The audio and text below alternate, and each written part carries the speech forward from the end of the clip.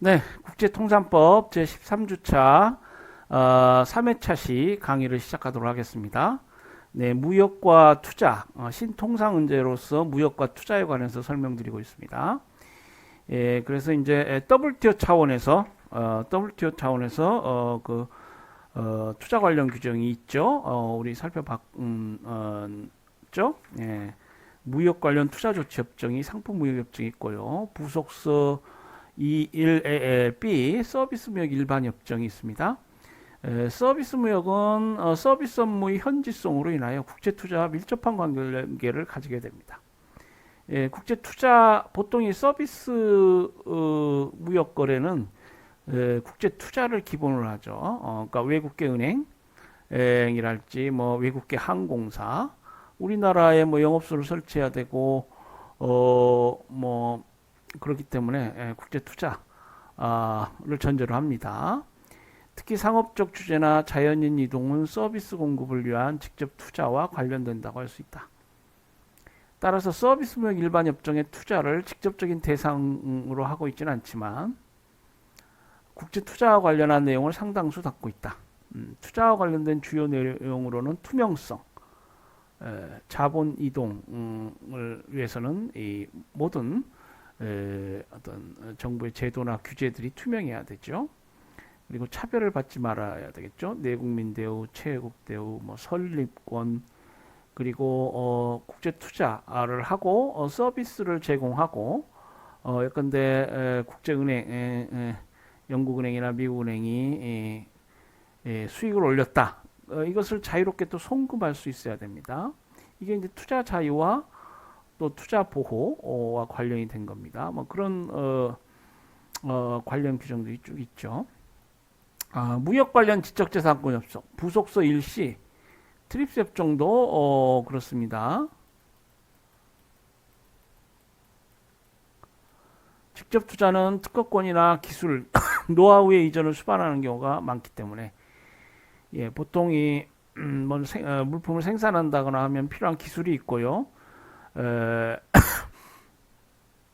지적재산권 관련해서 라이선스 계약을 체결하고 뭐 그렇습니다. 자, 그렇기 때문에 외국인 투자 기업이 보유하고 있는 지적재산권은 기업의 무형자산으로서 이에 대한 보호는 투자 보호의 중요한 일부분이 되는 것이다. 따라서 지적재산권이 보호를 규정하고 있는 무역 관련 지적재산권 협정은 직접 투자와 관련된 부분이 많다. 예. 자, OECD 차원에서 이 국제 투자의 자유와 논의가 상당히 진보를 보고 있습니다. OECD 차원 다자간 투자 협정이 있어요. OECD 발족 이래 국제 직접 투자는 자유화의 중요한 대상으로 되어 왔다.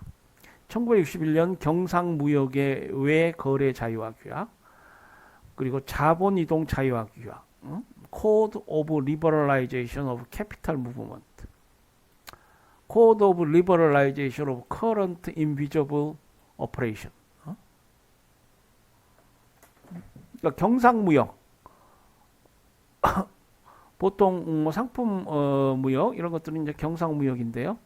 경상무역 외에 그러니까 주로 이제 투자, 자본 이동이 포함됩니다. 그런 자유화 규약이 채택되어서 국제 투자에서의 자유화에 중요한 역할을 하게 되었다.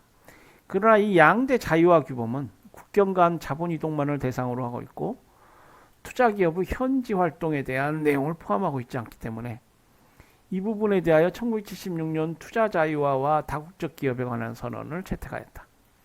그러니까 국경 간 자본 이동을 자유롭게 하는 것이 이제 첫 번째고요. 더 이제 깊숙이 그 투자 기업이 현지 활동을 할 때 이것이 자유롭게 경쟁할 수 있는 그런 여건이 있어야 됩니다. 그래야 투자 자유가 완전히 실행되는 것이죠. 실현되는 것이죠. Declaration on International Investment and Multinational Enterprises. 국제 투자와 다국적 기업에 관한 선언이 채택되었는데 이 투자 규범은 외국인 투자 기업의 중요성과 아까 봤죠. 외국인 투자를 유치해야 됩니다. 자국 경제의 발전의 기본이라고 할 수 있겠죠. 그래서 이 자본 이동의 자유화 이게 이제 중요한 주제가 돼요.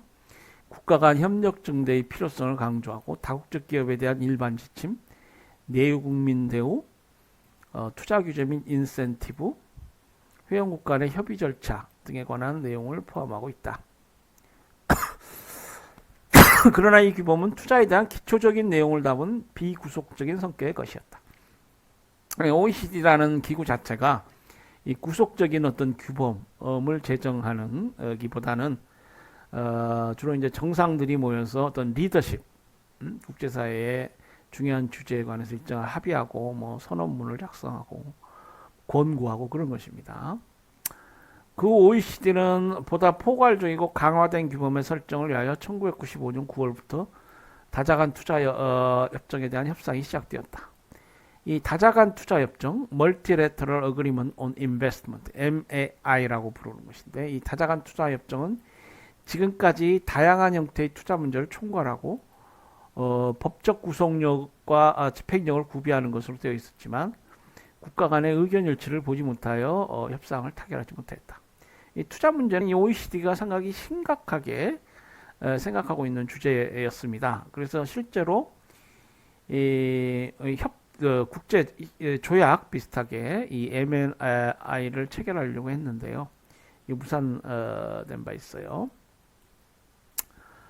자, 무역과 투자 관련해서 이제 UN, 세계은행, 이게 중요한 기구가 됩니다.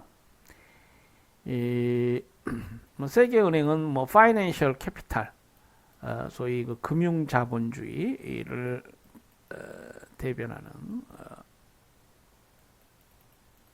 월가, 미국의 월가와 함께 이 금융자본주의를 대변하는 기구입니다. 그러니까 투자 관련해서 의미가 중요한 것이죠. 다자간 투자 규모 제정에 대한 노력은 그간 유엔과 월드뱅크의 차원에서 진행된 적이 있었다. 유엔에서는 다국적 기업에 관한 행위 규약에 대한 초안이 1983년 유엔 경제사회이사회, 유네스코라고 하죠. 상정되어 협상이 진행되다가 1980년대 말 중단되고 채택에 실패했다. 그 행위 규약 원명은 The United Nations Code of Conduct on Transnational Cooperation. 우리말로 다국적 기업에 관한 행위 규약입니다. 이 규약은 기본적으로 다국적 기업의 행위를 구제하기 위하여 개발도상국의 주도하에 추진되었지만 선진국과 개발도상국 간의 의견 대립으로 성과를 거두지 못했다. 그리고 1992년 월드뱅크에서 외국인 투자에 대한 가이드라인을 채택하였다. The World Bank Guidelines on Foreign Investment. 이건 말 그대로 가이드라인입니다. 그러니까 소프트로우라고 할 수 있겠어요. 이 규범은 기본적으로 외국인 투자에 대한 투자 유치국의 의무를 규정할 목적으로 선진국들의 주도하에 추진되었다. 선진국과 개발도상국 간의 의견 대립이 심했지만 비구속적인 가이드라인이기 때문에 채택될 수 있었다. 그러니까 자신의 어떤 투하 자본을 보호하기 위해서 이 선진국들이 많은 지금 신경을 쓰고 있어요. 월드뱅크 차원에서 외국인 투자에 대한 가이드라인, 물론 이제 비구속적이지만 이게 채택된 바 있습니다. 지역 간, 양자 간 투자 협정이 있을 수 있겠죠. 나프타, 이건 북미 자유무역 협정이고요. EA, 앵콤, 아페크, 이건 남아메리카인가요? 유럽 지역 등 많은 지역 협정들이 투자 자유화 조치를 포함하고 있다. 또한 최근 양자 간 투자 협정이 급속히 확산되고 있다. 2007년 1월 현재 세계에는 2,630여 개의 양자 간 투자 협정이 있는 것으로 나타나고 있다. 최근에는 선진국 상호 간 또는 선진국과 개발도상국뿐만 아니라 개발도상국 상호 간의 협정 체결도 증가하고 있다. 이러한 해외 투자의 세계적인 확대와 양자 간 투자 협정의 확산은 다자간 규범 제정의 분위기가 어느 정도 성숙하고 있음을 반영하고 있다고도 할 수 있다. 그래서 WTO 차원에서도 보다 진보된 발전된 그러한 그 투자 관련 다자간 조약이 체결될 수도 있지 않겠느냐 이렇게 봅니다. 이 양자 협정이나 지역 협정이 많아진다는 것은 그만큼 그 좋은 분위기다 이렇게 볼 수 있어요. 우리 표에 보면은 양자간 투자협정의 추세라고 해서 1959년 말에는 한 건이었던 것이 2006년 말에는 2634건이 됐네요. 1999년 말에는 1857건, 1979년도에는 165건, 뭐 이렇게 되어 있습니다.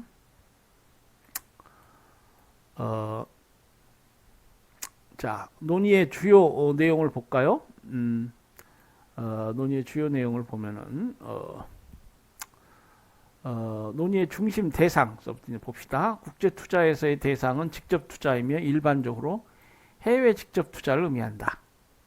따라서 국제 투자 규범이란 해외 직접 투자와 관련된 주체들의 권리와 의무 관계를 규율하는 규범이라고 할 수 있다. 그렇죠? 법이라는 건 말씀드린 대로 법률 관계, 권리와 의무 관계입니다. 그러니까 규범, 법이고 이제 국제 투자라고 했을 땐 국제 투자와 관련된 법적 주체들이 있겠죠. 거기 그들의 권리 의무 관계다. 해외 직접 투자는 해외에서 경영 통제권을 갖고 사업을 수행하기 위하여 투자하는 것을 말하며 여기에는 자본뿐만 아니라 제품, 기술, 경영 관리 노하우 등 유형, 무형의 자산 이동을 수반하게 된다. 이러한 해외 직접 투자와 관련하여 외국인 투자자, 투자유치국 정부, 투자국 정부가 당사자로서 이해관계를 갖게 되지만, 그러니까 외국인 투자자가 이제 직접적으로 이해관계가 있고요. 투자유치국 정부가 이제 이게 여러 가지 뭐 자국 시장에 들어왔으니까 규제를 하겠죠. 그리고 이제 투자국, 이건 외국인 투자자의 본국일 텐데, 이 투자국은 이 규제가 뭐 국제법에 위반하는지 자국 자본을 보호하기 위한 뭐 그런 신경을 쓰겠죠. 관심을 갖겠습니다. 이 중에서도 외국인 투자자와 투자유치국 정부가 가장 직접적인 주체이기 때문에 그렇죠. 직접 시장에서 문제가 되는 주체가 외국인 투자자고요. 이걸 규제하는 투자유치국 정부가 됩니다. 그래서 예컨대 한국 정부가 자신의 노동자를 보호하기 위해서 과도하게 노동자 보호 관련한 어떤 공공정책적 조치들을 한달지, 물론 우리 국내 노동법을 원칙적으로는 지켜야 되겠지만은 뭐 그러한 여러 경쟁 제한적 어떤 조치를 한달지 할 수 있습니다. 그런 경우에 이제 문제가 될 수 있습니다. 양자 간의 이해관계에 대한 규율을 할 필요가 있고요. 이게 국제규범의 핵심적인 내용이 됩니다. 국가 입장에서 보면 선진국은 투자 진출국 입장에 있고 개발도상국은 투자 유치국 입장에 있기 때문에 선진국과 개발도상국 간에서 입장이 서로 상반된다. 투자의 자유와 보호를 추구하는 선진국과 자국의 경제 주권을 추구하는 개발도상국 간에 있어서 모두를 만족시킬 수 있는 투자규범 제정은 근본적으로 기대하기 어려운 성격을 갖고 있다고 할 수 있다. 아까 뭐 노동자 보호 얘기했지만은 그런 것들이 다 이제 경제 주권과 관련이 있는 것입니다. 따라서 국제 투자에 대한 논의는 선진국들과 개발도상국가들 간의 입장 차이 조절이라고 할 수 있으며 이러한 입장 차이를 어떻게 조절하느냐에 따라 규범의 내용이 결정될 것이다. 그렇죠? 주요 쟁점에 대한 선후진국 간의 입장. 앞으로 WTO 다자간 협상에서 논의가 된다면 주요 쟁점이 될 수 있는 사항을 선진국과 개발도상국 입장을 중심으로 살펴보자. 자, 첫째, 투자 자유화에 있어서 투자 유치국 투자 허용 권한에 대한 문제이다. 개발도상국들은 외국인 투자의 허용 여부는 국가의 주권 사항으로서 자국의 법규에 따라 결정할 수 있도록 해야 한다는 입장인 반면에 선진국들은 투자에 있어서 무차별적인 대우가 인정되어야 한다는 입장이다. 그래서 차별해서는 안 된다. 그래서 어떤 산업의 경우는 내국 기업만이 할 수 있게 한다 할지. 그런데 방송 사업 같은 거 우리 국내에 투자할 수 있나요? 외국 기업이? 뭐 또 부동산 산업, 부동산 외국인 토지법이랄지 부동산 관련해서 외국인 투자 제한이 있죠. 그러니까 여러 공공정책적으로 이 어떤 특정 산업 분야는 외국인 투자가 있으면 바람직하지 않는 경우가 많이 있습니다. 개발도상국들은 이제 그런 점을 주장할 테고요. 선진국들은 역시 투자의 자유와 최소한 차별을 해서는 안 된다. 내국민 대우, 최외국 대우 이걸 주장할 겁니다. 둘째, 투자 및 투자자에 대한 예우에 있어서 무차별적인 대우를 기본으로 한다고 하더라도 예외 범위를 어느 정도 인정하느냐 문제가 논란 대상이 될 수 있다. 선진국은 일단 허용된 투자에 있어서 차별은 최소한의 범위에 그치한다는 입장인 반면 개발도상국의 경우는 투자 유치의 정책 목적에 따른 재량권이 충분히 보장돼야 한다는 입장이다. 예, 투자 유치국은 이제 경제주권, 자국의 경제주권을 많이 강조합니다. 즉 투자 유치국의 경제 및 사회적 정책 목적 달성을 위해서 국내의 투자자나 투자자를 우대할 수 있는 권한이 인정돼야 한다는 것이다.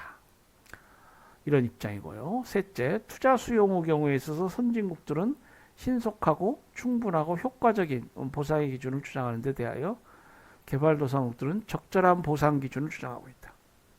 Prompt, adequate, effective. 선진국들이 주장하는 보상 기준입니다. 보통 국제사회에서 어떤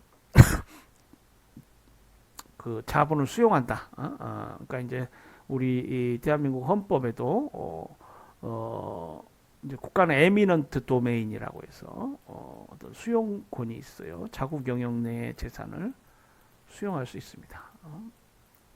에미넌트 하면 유명하다는 뜻 아니에요. 도메인. 국가는 아주 유명한 존재예요. 도메인은 그 영역입니다. 그래서 자국 영역 내의 재산을 수용할 수 있어요. 다만 이제 헌법상 정당한 보상이 요구돼요. 이게 이제 뭐 선진국 기준이 있고 과거에 그 제국주의 시대 칼보 조항이 있었어요. 그러니까 외국인 투자를 유치하면서 그 수용이 있는 경우에 자국 경제 수준에 맞는 보상만 하겠다. 그런 조항을 사입됩니다.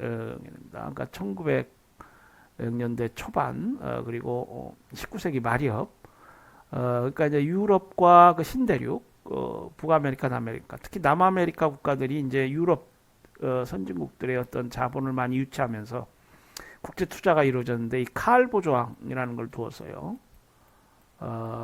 우리 국내 칼보 조항.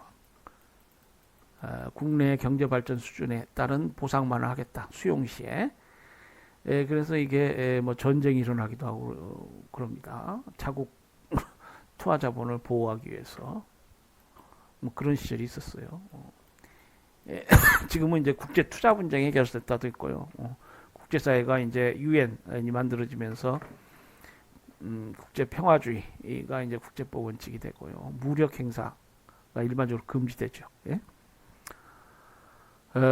선진국들은 그때서부터 쭉 이 정당한 보상, 신속하고 충분하고 효과적인 보상을 해야 된다. 지금 현대 사회에 이르러서 개발도상국들은 이제 적절한 appropriate, 적절한 보상 기준을 주장하고 있습니다. 즉 선진국에 비해서 개발도상국은 보상의 부담을 적게 하고 보상의 그 평가에 있어서 투자유치국 정부에 부담하는 재량권을 부여하라는 것이 입장입니다. 선진국은 수용 절차나 보상 등에 있어서 국제법적 의무를 투자유치국에 부과하고자 하는 반면 대부분의 개발도상국들은 수용 시 보상의 의무를 인정하지만 수용의 절차, 보상 기준 등 재반 문제에 있어서 국내법 적용을 선호하는 입장이다. 그래서 과거 제국주의 시절 뭐 칼보 조항 같지는 않지만 appropriate, 적절하면 된다. 국내법 기준을 상당히 강조합니다. 넷째, 해외 송금의 제한에 대해서 선진국들은 국제수지 위기나 채권자의 권리 보호와 같은 합법적인 목적에 해당하는 합법적인 목적에 해당하는 경우 예외적인 제한은 인정하지만 자유 송금을 최대한 보장하기 위하여 이러한 예외가 엄격히 제한되어야 한다는 입장이다. 그래서 해외 송금 투자 관련해서 매우 중요한 문제입니다. 아까 뭐 말씀드렸죠. 과실의 송금, 소위 원어로는 이제 expatriation이라고 부르는데요. 돈을 아무리 많이 벌어도 본국에 송금하는 것이 이게 제한받으면은 그 투자자는 좌절하게 됩니다. 그래서 투자 자유화, 투자 보호 입장에서 이런 자유송금이 보장돼야 돼요. 반면에 개발도상국들은 투자유치국 외환관리 정책을 우선하여 외환 사정에 따라 송금을 제한할 수 있는 권한을 최대한 유지하려는 입장이다. 네, 가끔 신문지상에 뭐 이런 갈등 상황이 나오죠. 예. 다섯째, 분쟁 해결 절차에 있어서 투자유치국과 외국인 투자자 간의 분쟁 발생 시 개발도상국들의 입장은 현지 국내의 중재를 주장하는 반면에 선진국들은 현지 국외에서 중립적인 절차와 규칙에 의한 중재를 선택할 수 있도록 하자는 합작이다. 그래서 뭐 조인트 벤처 어그리먼트, 합작 투자 계약, 이게 이제 많이 이용되는 뭐 합병, 여러분 상법상 여러 그 제도들 배우죠. 합병을 통해서 뭐 투자가 이루어질 수도 있고요. 합작 투자 계약을 체결해서 이루어질 수도 있습니다. 이 투자 관련 계약상 분규가 있으면은 이제 그걸 어떻게 해결할 것이냐. 개발도상국들은 현지 국내의 중재를 많이 주장하고요. 선진국들은 현지 국외에서 어떤 중립적인 절차와 규칙에 의해서 중재해야 한다. 그러니까 이제 선진국 입장에서는 그 개발도상국들의 현지 국내 중재를 신뢰하기 어렵다라는 것이죠. 자, 이 국제 투자 관련한 그러니까 무역과 투자 관련한 논의가 앞으로 어떻게 전개될 것이냐, 그 전망에 관한 설명이 있습니다. 1996년 WTO 강요회에서 검토 작업반이 설치되면서 규범 설정의 가능성에 대한 작업이 시작되었다. 이 무역 투자 작업반은 여러 차례에 걸쳐 회의를 개최하여 무역과 투자가 경제 개발에 미치는 영향, 기존의 국제 협정 및 활동에 관한 분석, 무역과 투자의 상호관계 등 여러 가지 측면에서 검토 작업이 진행되어 왔다. 국가들 간의 이에 대한 입장을 보면 대부분의 선진국들은 국제 투자 문제를 다음 라운드에 포함시켜 다자간 투자 규범을 제정할 것을 지지하고 있는 반면 개발도상국들은 작업반을 통한 지속적인 분석 작업의 필요성을 인정하되 다자간 규범의 제정에는 소극적인 입장을 보이고 있다. 다자간 규범이 제정되면은 이제 구속력 있는 법이 되니까요. 개발도상국 입장에서는 좀 소극적일 수밖에 없죠. 선진국들은 그동안 OECD 차원에서 오랜 기간 동안 MAI 협상을 진행시켜 왔는데 여기에서의 축적된 경험을 WTO 차원에서의 투자에 대한 협상에서 활용하게 될 것으로 보인다. 논의 절망이 설명되어 있습니다. 자, 여기 보면은 그 주요 문제 관련해서 선진국과 개도국 입장의 비교라고 해서 표 10-9에 나와 있습니다. 선진국, 개도국, 유치국 투자 허용 관련해서 선진국 무차별 대우, 유치국의 권한, 차별의 범위, 최소한 범위 한정, 유치국 재량권 보장, 해외 송금, 보상 기준, 아까 나왔죠. 신속 충분, 효과적 보상, 적절한 보상. 등 설명된 사항이 요약되어 있습니다. 한번 보시고요. 자, 다음으로 이제 신통상의제, 소위 블루 라운드라고 합니다. BR. 그래서 이제 노동자들은 이제 청바지를 많이 입는다라고 해서 이제 블루 라운드라고 부릅니다. 그래서 이 노동 조건, 그러니까 노동법 문제하고 이제 무역 문제가 이제 신통상의제가 되고 있습니다. 논의 배경을 보면 무역과 노동 기준의 연계는 국제적으로 인정되는 노동 기준을 정하여 이 기준에 미달하는 노동 조건에서 생산된 제품이나 수출국에 대하여 무역 제재 조치를 취할 수 있도록 하는 것을 말한다. 그러니까 죄수 노동, 죄수를 착취해 가지고 만든 상품들, 극단적으로 차일드 레이버, 애들을 착취해서 만든 상품,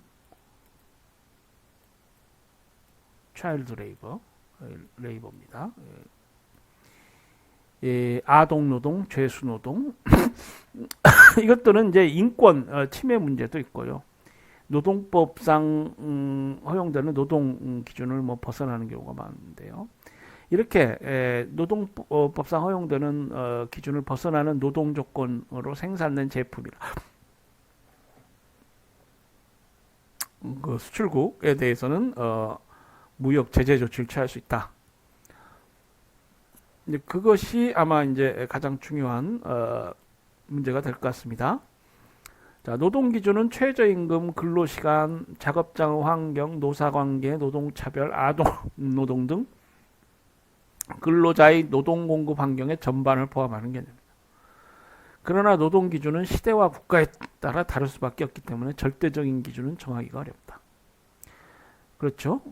그 나라의 어떤 경제 발전 수준이랄지 복지 수준에 따라서 노동 기준도 달라진 게 됩니다. 네. 예, 근데 베트남이나 저 못 사는 나라들 노동자들이 한 달에 100만 원 받으면 아주 거금이라고 좋아하잖아요. 예? 미국 노동자들한테 100만 원 주면은 이게 무슨 월급이냐고 그럴 겁니다. 무역과 노동 조건의 관계에서 국제 경제상의 실질적인 문제는 근로 조건의 차이로 인하여 국가 간 제품 생산 비용이 다르게 되고 이에 따라 상품의 국제 경쟁력이 달라진다는 데 있다. 그렇죠. 그러니까 노동비라는 게 물론 이제 노동집약적 산업이 있고 자본집약적 산업이 있지만은 이 노동 비용이라는 게 생산비에서 차지하는 비중이 큽니다. 그래서 이 상품의 경쟁력하고 매우 밀접하게 연관이 돼 버려요. 선진국들은 근로 조건의 국제적인 형평성에 대한 문제를 무역과 연계시켜 모든 국가들이 최소한의 근로 조건이나 노동권을 보장해야 국제 간 공정 무역이 이루어지게 된다는 주장을 하고 있다. 아까 그 죄수를 착취해서 상품을 만든다. 죄수 노동, 아동 노동. 아동한테 뭐 얼마 돈 주겠어요? 임금 주겠어요? 그러면은 이제 그러한 상품들은 아주 헐값에 미국 시장, 뭐 저 유럽 시장, 뭐 일본 시장 해질 거다. 경쟁력이 무지하게 높아지는 거예요. 예? 그러니까 이게 공정무역이 아니다. 그러니까 이 경제, 무역이라는 것이 다차원적인, 다면적인 어떤 문제로 연결이 되고 있다. 이게 이제 지금 신통상의제를 우리가 학습하는 사람들이 이제 느끼는 점입니다. 열악한 노동 환경에서 저임금으로 생산하는 개발도상국들의 상품에 비해서 선진국들의 상품이 가격 경쟁성을 가질 수 없으며 특히 노동 집약 산업의 경우 이러한 상품의 선진국 시장 유입은 선진국 해당 산업의 사형화와 실업 발생을 가속화시키겠다. 국제사회에서 뭐 트럼프가 여러 말 했죠. 뭐 앞으로 바이든은 어떨지 모르겠어요. 이게 다 이런 배경하에서 자국의 경제, 자국 산업, 자국 노동자 입장에서 그런 말들을 하는 것입니다. 그러니까 이게 약간 내 중국 인권, 뭐 미국이 이제 뭐 국제 정치적으로 뭐 폴리스 파워라고 하죠. 예, 어떤 리더십 입장에 있으니까 중국이나 뭐 이런 나라들 인권 문제를 지적하겠지만은 그런 측면도 있지만은 이게 인권 침해에서 이게 인권 침해하면 그 노동 기준이 어떻게 되겠어요? 예. 그렇게 되면은 이게 자국 경제가 이렇게 불리한 위치에 처한다. 뭐 이런 어떤 경제적인 어떤 실질적인 그런 차원의 어떤 관점들이 또 그 배후에 있을 수 있다는 것입니다. 이에 따라 선진국 관련 업계나 노동조합 압력이 거세다. 그래서 국제무역에서의 노동조건 연계 문제는 국제인권 차원에서의 대외 명분과 국내 경제 차원에서의 경제적 이해가 결합하고 있다고 할 수 있다. 예, 방금 말씀드렸죠. 이런 어떤 대외 명분도 있지만 어떤 경제적 이해가 배경이 있을 수 있습니다. 한편 개발도상국 입장에서는 근로자의 노동 조건을 향상시키는 것이 인도적인 차원에서 바람직하다는 것에는 동의하지만 개발도상국의 경제적인 여건을 고려 않고 절대적인 노동 기준을 설정하여 이를 무역과 연계시키려는 것은 수용할 수 없다는 입장이다. 그러니까 개발도상국 지금 못 사는데 지금 열심히 노력해야죠. 자꾸 선진국 수준의 어떤 높은 노동 조건을 강제하는 것도 좀 합리적이 않습니다. 지금 보건 기준이 요즘 문제됐죠. 코비드 19인가요? 19? 예, 그래서 지금 미국 사람도 오히려 이게 반대가 되어버렸어. 미국 사람들은 이거 오픈해야 된다. 경제 다시 오픈해야 된다. 뭐 이런 입장이고 뭐 그밖에 많은 세계 나라들은 이 복지 그 뭡니까 보건 기준이 중요하다. 그래서 이 경제와나 노동 기준, 뭐 보건 기준 다 이 사람이 하는 일이니까 다 연계돼 있습니다. 생산 자본은 작고 노동력은 과잉인 경제적인 여건이 노동 조건을 결정하고 있으며 개발도상국 상품은 미숙련 노동력의 낮은 생산성 때문에 높은 노동 기준하에서는 경쟁력을 가질 수 없는 것이다.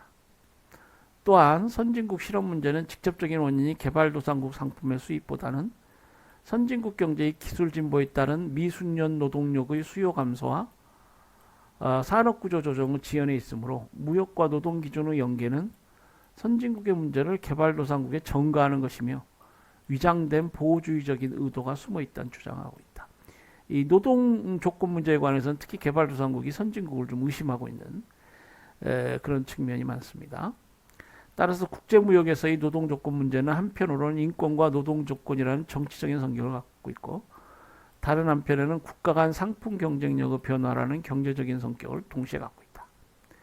그래서 이 무역과 노동 조건의 연계 문제는 선진국과 개발도상국 간의 이해가 크게 대립되는 문제이다. 특히 이 문제는 개발도상국들의 국내 사정과 밀접한 관련을 갖고 있어 선진국이 개발도상국 국내 문제에 대한 것을 요구하는 성격을 갖기 때문에 개발도상국의 반발이 적지 않다. 그러니까 이제 이 국제법상 뭐 경제주권 아까 말씀드렸습니다만은 이 노동 정책 문제도 이게 국가의 경제주권 영역이죠. 그리고 이게 특히 정치적으로 굉장히 민감한 노동 문제는 정치적으로 민감한 문제입니다. 그래서 더더욱 뭐 투자 문제보다도 오히려 어떤 국제 정치적 또 국제법적 문제들이 개입될 수 있습니다. 네. 자, 노동 조건과 무역 문제를 하다 보니까 시간이 다 된 것 같습니다. 3회차 시 강의를 여기서 줄여야 될 것 같습니다. 여러분 강의 들으시라고 수고하셨고요. 13주차 후반부 강의에서 뵙겠습니다. 네, 안녕히 계세요.